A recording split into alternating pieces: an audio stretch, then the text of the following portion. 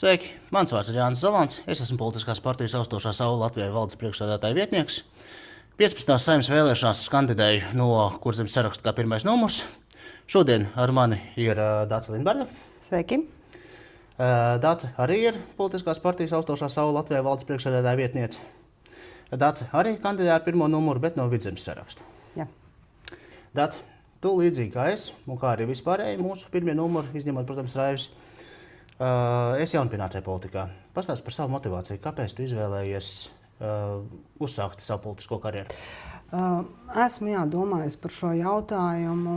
Patiesībā tas viss notika tā ļoti dabīgā veidā, bet, ja es analizēju šo situāciju, tad es esmu cilvēks, kurš ir dzīvojis gan Padomju Savienībā, gan neatkarīgajā Latvijā.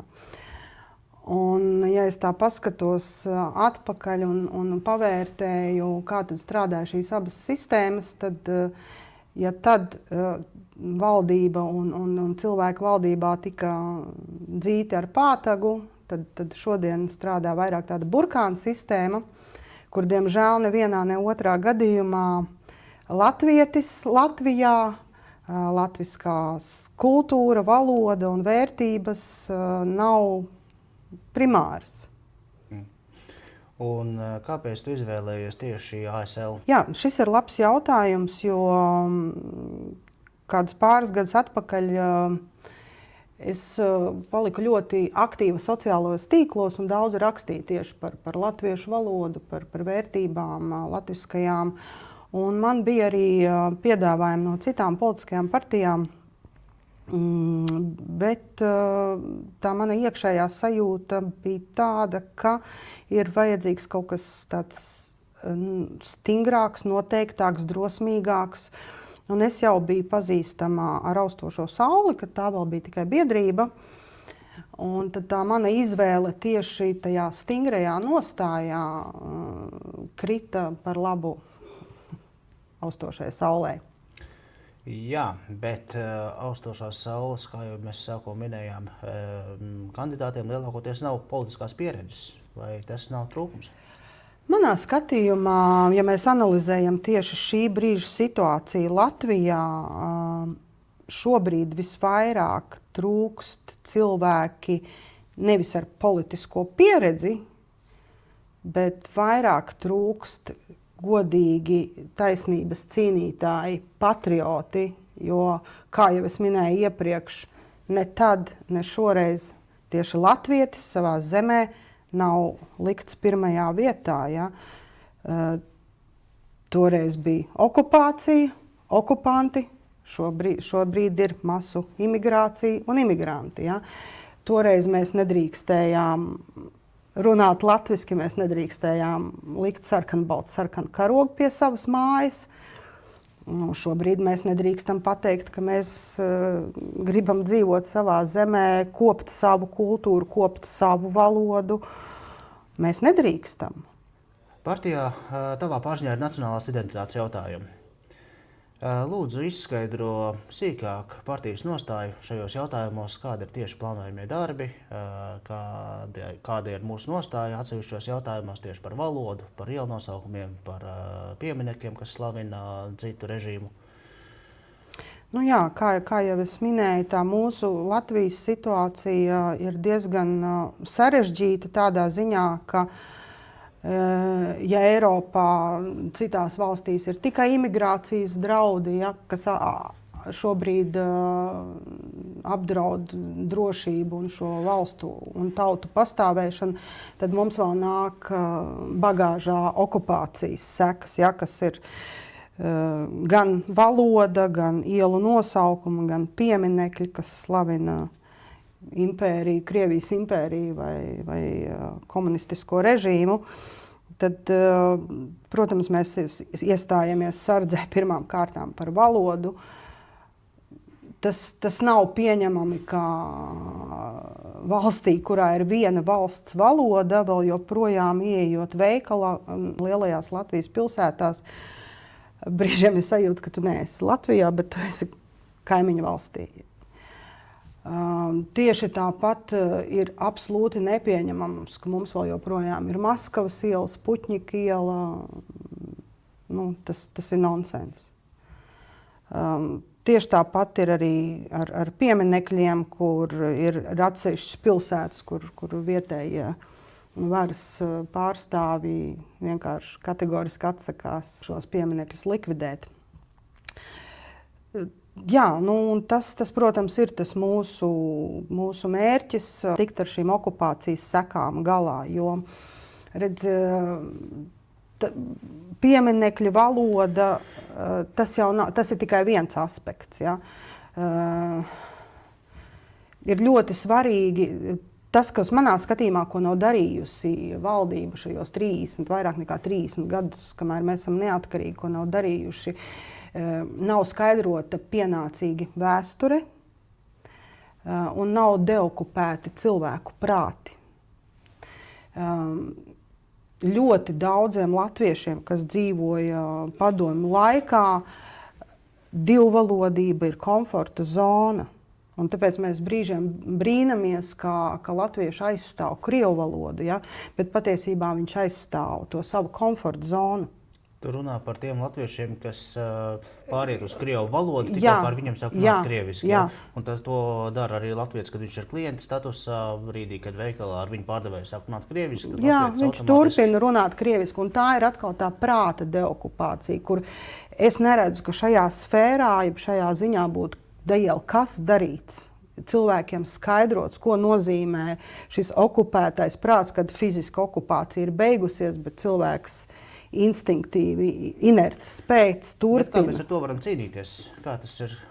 Kā mēs to varam novērst? Kā mēs varam panākt to, ka cilvēks saprot to, ka viņš ir Latvijā un ka viņam ir jārunā latviski? Par to ir publiski jārunā. Ir šis valodas prestižs, gods ir jātur cieņā. Ja valsts institūcijas pašas parāda, ka var valodu necienīt, ja deputāti var savus vēlētājus uzrunāt krievu valodā, ja Rīgas domē, saimā ne mēs, bet ir deputāti, kuri atļaujās komunicēt krievu valodā, tad par kādu valodas cieņu mēs varam runāt? Ja vadītāji parāda šādu negatīvu piemēru. Protams, ka cilvēkiem ir jāstāsta, viņiem ir jāskaidro šīs visas lietas, ir jāskaidro vēsturiski, kāpēc mēs bijām, kas notika tad, kad mēs bijām okupēti, ka latviešu valoda bija mērķis latviešu valodu izdzēst. Latviešu valoda bija vienkārši kā ģimenes valoda, kā virtuves valoda, kur galvenā bija krievu valoda. Šo cilvēks ikdienā par to nedomā un neaizdomājas. Par to ir jārunā sabiedrībā skaļi, par to ir jāstāsta, jāskaidro, jābūt kampaņām, raidījumiem, pasākumiem, kas šo valodu ceļ prestižā, kas piedod tai vērtību, jo nākamā problēma ir jaunieši, kuros arī nav šis patriotisms un cieņa pret valodu ieaudzināta, un viņi vienkārši pāriet uz angļu valodu. Tad, principā, mēs šobrīd neesam tikuši galā ar vienas imigrācijas sekām, kas mums bija Padomju Savienības laikā, ka mums jau tiek uzspiesta nākamā imigrācija, un kur būs problēma jau ar citu valodu. Tā izklausās pēc tā kā Latvijas likteņa visu laiku mūžīgi būs starp diviem dzirnakmeņiem. Tā mēs bijām starp Vāciju un Krieviju, Padomju Savienību, jā. Tad šobrīd mēs esam starp divām imigrācijām. Tieši tā, un tie ir tādi divi milži, kas viens mums nāk nopakaļs, un vienam, principā mēs skrienam, jā, pat viņam jau brīžiem pa priekšu, jā, te tas burkāns tur ir, un mēs gatavi darīt visu, jā, tikai lai to burkānu noķertu. Jā, un tāpēc es uzskatu, ka ir jānāk patriotiem. Mēs nedrīkstam aizmirst par sevi, mēs nedrīkstam sevi noniecināt. Tā arī ir tāda viena, pie deokupācijas lietām es pieliktu klāt, ja, jautājumiem, ka latviešu pašapziņa ir nenormāli iedragāta. Ja. Un arī latviešu pašapziņa būtu jāceļ, manuprāt, mums vajadzīga tāda dziedināšana tautai. Ja mēs esam, manuprāt, mēs esam forša tauta. Dibinot partiju, mēs pieņēmām programmu. Tāpat pirms vēlēšanām mēs esam pieņēmuši mūsu priekšvēlēšanu programmu. Var izskaidrot, kādi ir konkrēti mūsu plānotie darbi šī jautājuma risināšanā? Jā, tad, ja mēs runājam konkrēti, tad ielu nosaukumu nomaiņa visas Maskavas. Latvijā? Jā, visā Latvijā, jā. Pieminekļi, kas slavina komunismu. Arī tie, zem kuriem ir abedījumi? Tie jāpārabidī, protams, mēs neapgānīsim nevienu cilvēku. Jāpārabidī kur? Tepat Latvijā kaut kur vai jāpiedāvā? Jāpiedāvā, protams, izcelsmes valsti, bet mēs zinām, ka izcelsmes valsts neinteresējās par šiem. Jā.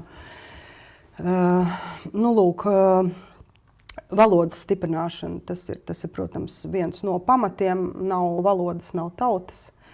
Valoda ir robežas, līdz ar to ir jāturpina darbs pie izglītības sistēmā, jāturpina skolu pārēja uz latviešu valodu realitātē, nevis tikai likuma punktā. Interešu pulciņiem būtu jābūt tikai latviešu valodā. Kāds ir tavs viedoklis par šā brīža situāciju, kad uz papīra tika likvidētas Krievu skolas, viņus sapludinot ar latviešu skolām? Jo, cik es esmu dzirdējis, ļoti liela problēma ir tieši ar to pašu jautājumu, par ko tu iepriekš stāstīji, par to divvalodības komforta zonu. Jā, ir vairāki piemēri, kur pozitīvais piemērs ir tāds, ka pat Krievu bērni latviešu skolā savā starpā sarunājās latviski. Tāds ir? Jā, bet šis tika pievienoti pirms 11 gadiem. Un tas ir tas pozitīvais piemērs. Tas, kas ir izdarīts šobrīd, manā skatījumā, protams, ka tas bija jādara, tas bija jāizdara, bet kaut kā tas ir nepārdomāti, sasteigti, kur ļoti daudzās skolās rezultāts ir palicis tāds pats, un bērni turpina mācīties krieviski. Tad jau rezultāts nav palicis tāds pats, bet gan tie latviešu bērni, kas bija tajā skolā, ir sākuši... Ir jau skolas, kuras ir sauc par bijušajām Krievu skolām. Viņas principā dzīvē ir vēl joprojām Krievu skolas. Tātad uz papīra atkal kaut kas ir izdarīts, bet faktiski... Jā. Tur, kur ir sajaukts, tur noteikti ir dažādi rezultāti, bet tas risks, kā tā vide paliks krieviskāka nekā tā bija pirms tam, ir milzīgs. Un tā tas arī ir, jo kaut kā tas tajās mūsu savstarpējās attiecībās ir, kā nevis krievi sāk runāt latviski, bet latvietis sāk runāt krieviski, un, protams, ka tas ir tas pats, par ko tu jau iepriekš stāstīji, par to komforta zonu divvalodībā. Un diemžēl šis negatīvais piemērs tiek nodots, uzvedības piemērs, uzvedības veids tiek nodots bērniem, ko bērni paņem no vecākiem un turpina. Bet bērns jau arī mācās no vecāku. Tieši tā. Bērns redz, kad vecāks veiklā pāriet uz krievu valodu, nevis otrādāk, viņš no tā arī ir iemācījās. Diemžēl, un tā tas no paudzes paudzēm. Un tas ir, protams, ne tikai skolās, tas arī ir novērojams veikalos. Es veikalā eju Jūrmalā, kur ir skaidrs, ka problēma ar Krievu vidi ir milzīga. Latviešu meitene līdz 30 gadi apkalpo Krievu puišus Krievu valodā. Tie ir tie, kas nāk no izglītības sistēmas, it kā latviešu valodā. Pēc būtības viņiem būtu jāprot latviešu valodu un viņiem būtu jārunā latviski. Nevis pēc būtības, bet veselais saprāts to tā kā pieņem, ka viņam ir jāprot latviešu valodu, tas vairāk, viņš ir dzimis un audzis Latvijā, brīvā Latvijā. Jebkurā Eiropas valstī, kura nav bijusi Krievijas okupācijā, tā tas arī ir. Nevienā Eiropas valstī, kurā nav bijusi Krievijas okupācija, Krieviem nav problēmas, ka viņu bērni mācās vācu valodā dārziņā, ka viņi mācās angliski, ka viņiem veikalā ir jārunā itāļu valodā, jebkurā citā valstī, kā viņi dzīvo, izņemot Latvijā. Latvijā neskapēc tās pēkšņi ir kaut kādas cilvēkuma tiesību pārkāpumi. Nē, nav. Tu arī esi kādas biedrības biedre brīvprātīgā darba darītāja, kas ir saistīta ar atbalstu Ukrainai. Jā, es esmu brīvprātīgā Ukrainas Latvijas draudzības biedrībā Jūrmalā, kur mēs visus šos gadus, kopš ir plaša mēroga iebrukums Ukrainā, mēs atbalstam karavīrus un bēgļus. Ukrainas karavīrus, kur atbrauc šeit Latvijā rehabilitācijā. Var sīkāk pastāstīt, kā šis atbalsts notiek? Tur ir vairākas lietas, ko mēs darām. Pirmā lieta, ko mēs darām, ir mēs taisam ierakums sveces. Tas ir ziemas periodā. Otra lieta, ko mēs darām, mēs palīdzam ukraiņu karavīrus, ja ir nepieciešamība, vedam pie ārstiem vai pie kādiem speciālistiem, kas ir saistībā ar viņu veselību. Tāds ikdienas atbalsts, ja? Jā. Arī bēgļus mēs palīdzam izvedāt. Tas gan bija vairāk aktuāli 22. 23. gads. Tagad jau ļoti daudz ukraiņu bēgļi ir jau iekārtojušies šeit un paši tiek galā, bet karavīrus mēs tāpat palīdzam viņiem apmeklēt kaut kādas iestādes, kas viņam vajadzīgas. Un tad ir tādi, kā mēs viņu saucam, rehabilitācijā, arī tajos vakaros, dienās, kad mēs taisam šīs sveces, tad vakaros mēs taisam viņiem vakariņas. Un tāda, kur tu vienkārši viņi var aizmirst par frontes. Cilvēcīgu atmosfērā padzīvot. Jā, viņi aizmirst par frontes līniju un viņi aizmirst par rehabilitāciju. Un tiešām karavīri to paši saka un atzīst, ka paldies, jo mēs te varam tiešām aizmirst par tām šausmām un sajust atkal to parasto dzīvi, ko viņi dzīvoja pirms diktators iebruka viņu valstī. Tu teici, ka tu ikdienā palīdzi Ukraiņiem tās biedrības sastāvā. Kādā valodā tu sarunājies ar Ukraiņiem? Jā, šis ir diezgan bieži jautājums, ko man uzdod. Tā atbilde ir ļoti vienkārši. Mēs runājam 4 valodās. Ar katru Ukraini citādāk.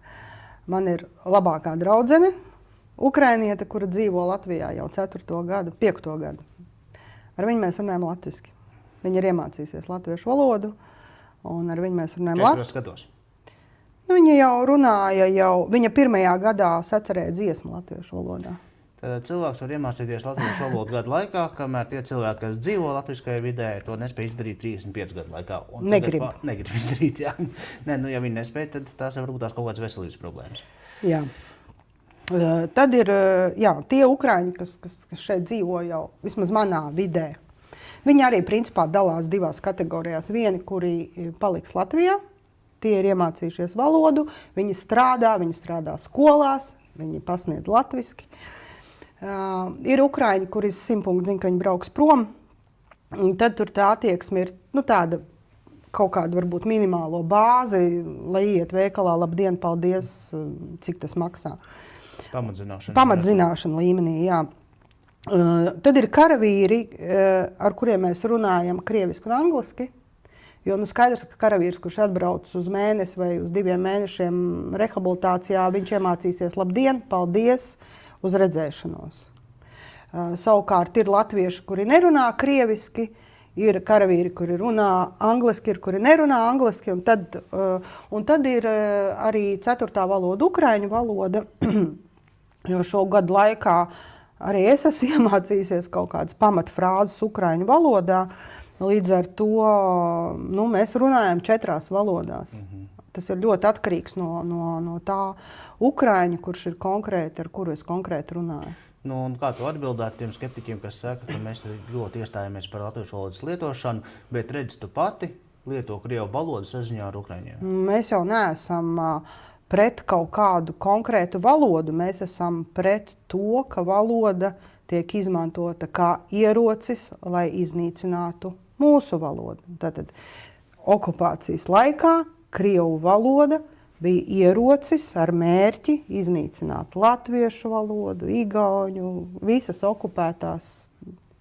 Mēs esam par latviešu valodu. Mēs nevaram cīnīties ar 100 miljonu krievu valodā cilvēkiem, kuri runā krievu valodā. Mēs nepilni 2 miljoni, mēs vienkārši nevaram pateikt, vienalga, kā runājam.